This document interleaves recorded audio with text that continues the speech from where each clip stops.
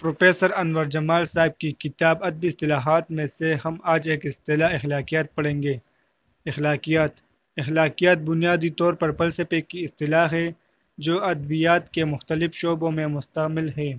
اخلاقیات انسانی افعال کے مقاصد، خیر اور شر اور ان کے اصولوں کی ماہیت کا علم ہے۔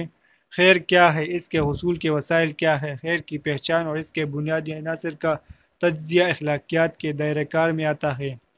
قدیم یونانی فلسفہ لذت کو مسرت کے مرادف قرار دیتے رہے۔ ان کا خیال تھا کہ جس عمل میں لذت مسرت حاصل ہوتی ہو وہ خیر ہے۔ افلاطون حسن، صداقت اور خیر کو اعلیٰ انسانی اقدار قرار دیتا ہے۔ سقراط نے علم کو اخلاقیات، خیر کا سرچشمہ قرار دیا، جبکہ ارسطو نے اس سلسلے میں جذبات اور احساسات کی اہمیت کو بھی تسلیم کیا ہے۔ اس سلسلے میں ارسطو نے بڑے پتے کی بات کی ہے۔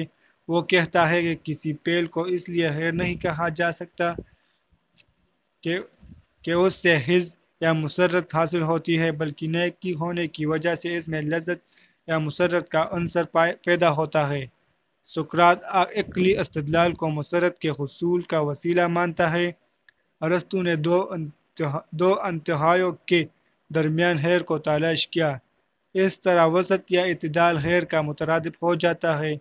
اخلاقیات اور اس کے عناصر کی ماہیت پر فلسفہ نے بے شمار کارآمد بحثیں کی ہیں اور بالآخر یہاں تک پہنچی کہ معاشرے میں مسرت کی زندگی گزارنے کا ذریعہ یہ ہے کہ انسان اجتماعی مسرت کی کوشش کرے تو اسے انفرادی مسرت حاصل ہو سکتی ہے اور یہی مسرت خیر ہے۔